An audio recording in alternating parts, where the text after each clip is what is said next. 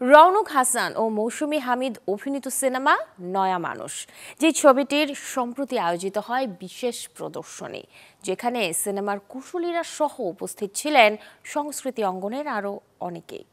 জাতীয় জাদুঘরের সুফিয়া কামাল মিলনায়তনে বিকেল ও সন্ধ্যায় দুটি বিশেষ প্রদর্শনী দেখে প্রশংসাও করেছেন উপস্থিত সকলেই।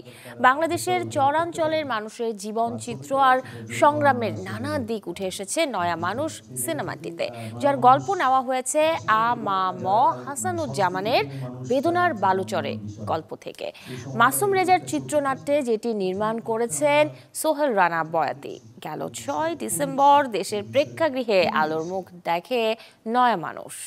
যে কাজটা সোহেল রানা বয়াতিকে আরও উচ্চমাত্রায় কাজ করার জন্য শক্তি যোগাবে।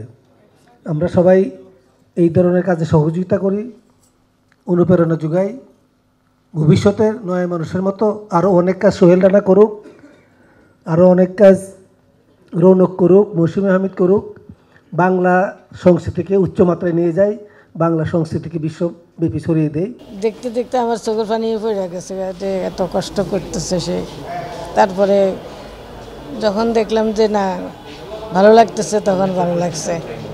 আমার ছেলেকে আমি সবসময় ভালো দেখতেছি, সবসময় আমার অনেক আদরের ছেলে। আমার সিনেমা রিলিজ হওয়ার পর থেকেই অসংখ্য দর্শককে আমি দেখেছি।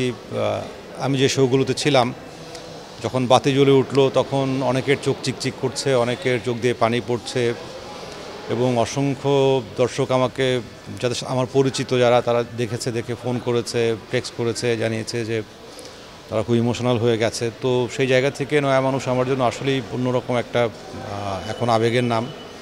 আর আজকের মুহূর্ত তো আসলে কোনোভাবেই ভোলা সম্ভব না।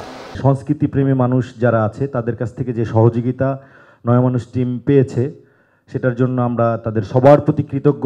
অনেক দূরে চলে যাচ্ছে ধর্মটা মানুষের কাছ থেকে বিভিন্নভাবে।